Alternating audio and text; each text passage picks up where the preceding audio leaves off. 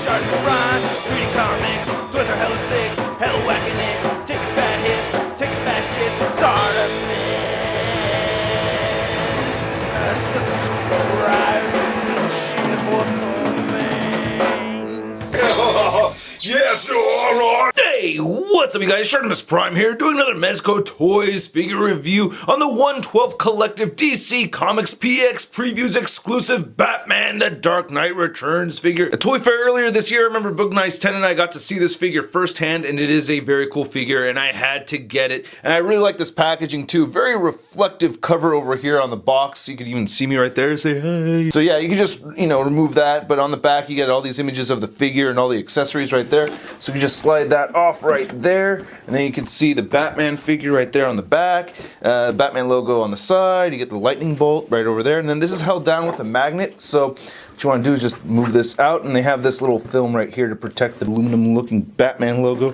Then there's the figure in the packaging right over there, and not much up at the top or at the bottom. Alright, let's get to it and crack this thing open. And here's the Dark Knight out of the packaging, and I absolutely love this figure, man. This is the closest thing to a 6-inch scale Hot Toys figure that I've ever seen. We got soft goods, a lot of plastic on this guy too. We get this posable cape stand thing, which looks kind of funny on the back side of it, but when you're looking at it head on, it looks really dope. This guy comes with a lot of accessories too. So I really like this base slash flight stand for Batman. You get this really cool translucent yellow plastic over here, and I like how the Batman logo came out, very clean. You could also remove this clear stand and replace it with this peg right there, so you can get Batman standing on it and plug that into the bottom of his foot.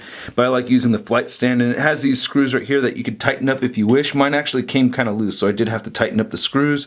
You get another third point right up there. Then you also get this clamp, which I really like. It holds Batman very well, and it does have rotation right here up at the top, and you can hinge this side to side, and all those hinges right there. And then you could rotate this piece side to side, and you can hinge that forward and back. This also has a screw that I tightened up. And you also get these 4 bendy wires up over here that have these little clamps, which can be a little finicky and annoying. I actually had one of them break on me. One of them popped out but wasn't broken, so I thought they could all pop out, but then this one snapped, so I had to super glue it back together.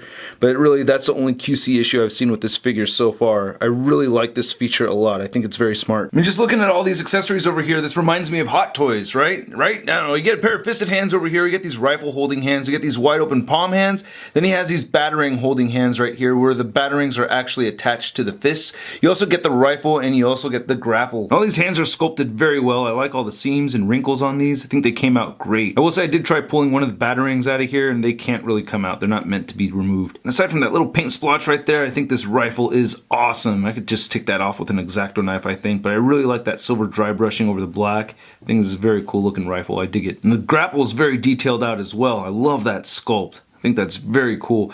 Now, it doesn't have any articulation, which is kind of a bummer, but not a big deal. And then you have this rope that you can unravel over here, which I hadn't done yet, so you can get him holding that. And getting Batman to hold the rifle is very easy. Just slip this through the hand and then get the finger through the trigger hole, which is great how that fits. And then you can get this other hand wrapped around the bottom. I think that looks pretty cool. He also holds the grapple in his hands very easily too with these rifle holding hands. Now, when the figure arrives, it arrives with this head sculpt on here, which I really like a lot. I like how you can see his teeth, and you get some nice paint right there on his face. I really like the head sculpt too. I like the short bat ears, and it looks like it's made out of leather right there on the back of his head, but of course it's just made out of plastic. You can see this actual ear coming through right over there. Just really like the paint detail on this too. Just looks really, really solid. Of course, you can pop this off, just kind of like a Marvel Legend figure, which I really dig a lot. And then I really like this brooding head sculpt as well. Oh man, I like them both, really. I can't tell you which one I like more. And for you Marvel Legends collectors, in case you're wondering, no, it doesn't really fit. But hey, check it out, my 2 favorite superheroes, Spider-Bat. Now, as far as I'm aware, there's 2 versions of this figure. There might be a 3rd one out there, but Pixel Dan did a review of the black and white version, which I think looks very cool as well. I actually really wanted this blue version. And I think there's a 3rd version where it's a navy blue color where you see the light blue, and then the rest of it's very similar to the black and white one. But I wanted this one because I do have a black and white version from Mattel. But anyway, I really like the way they sculpted the body underneath this fabric suit, and I really like this elastic material that they used over here. There's no paint on it or anything like that, which I think would have been kind of nice, but this thing is so well sculpted underneath here, it kind of just creates its own shadows and everything. I just think they did a great job on this. I really like it a lot,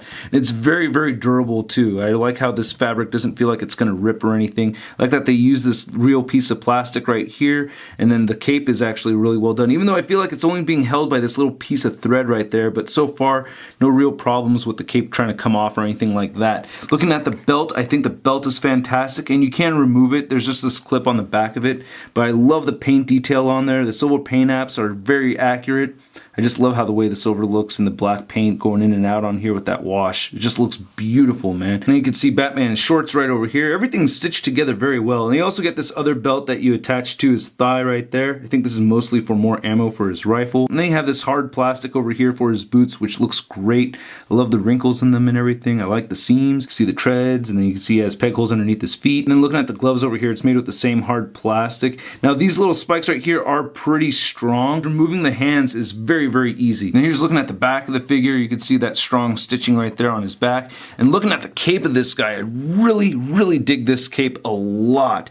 I love how they have it weighted down on the sides, so you can see that they have this kind of like rubbery plastic material right here. Then same thing with these ends right there. So these are all on the inside of the cape. I'm holding them upside down so you can see that. And I think that's great, especially for those little clips to grab onto those little plastic sections and not tear the cape up and everything. I think that is just awesome. Now this figure has amazing articulation. You can move the head up quite a bit. I like that. And you can move it down very far. He has head rotation that moves side to side. He has this armpit joint that moves in and out over here. The armpit joint also shifts up and down too, which is great. He also has a shoulder joint that moves outward very far. You can rotate forward. He has a bicep swivel. He has a double jointed elbow that moves into 90 degrees. He has a wrist swivel. He has a hinge at the wrist. He has a diaphragm joint that you can rotate side to side. It pivots at the diaphragm and it crunches forward and back. Similar articulation at the waist joint. You could rotate side to side, pivot, and it can go forward and back. He has these great hip joints that move out very far. You can get him to kick forward very far and back, rotate at the upper thigh, double jointed knees, and all these joints are very strong too. I really like that. He has a boot swivel right there. His ankles move down, up, and he has only a little bit of ankle pivot. I wish he had more ankle pivot, but it is there. Batman stands at about 6.5 to 7 inches tall. And here's the Mezco Batman figure compared to Mattel's Dark Knight Returns Batman, and these do stand at the same height. And then here's Mezco Batman compared to the DC UC Classic Batman. We have the DC Direct Jim Lee Batman, 89 Keaton Batman. We have the Christian Bale Mafex Batman, thank you Devils Do. And then we have the SH Figure Arts Gods Among Us Batman. Batman party, yeah! I told you we don't party. Aren't you not supposed to use guns? Okay, I'm out of here. And then here he is next to your Marvel Legends Big Time Letdown Spider-Man. And here's Batman once again on the flight stand with the clamps hanging onto the cape, which I just think is an awesome feature. It's a complicated feature, but it is awesome. And when I mean complicated, it does get a little finicky getting these on here, but I could fold it up and it hangs on a little easier right there. I just think it looks sick as hell. I think Mezco did a fantastic job with this piece, and I hope that they release a Superman from the Dark Knight Returns. That would be awesome. Anyway, I hope you guys liked my video. If you did, please click one of these boxes over here for more Shart in your face. Don't forget to follow me on Twitter, Facebook, and Instagram, and go to toynewseye.com for a photo gallery of images from this review and the latest in action figure news. I'll catch you guys later. Peace.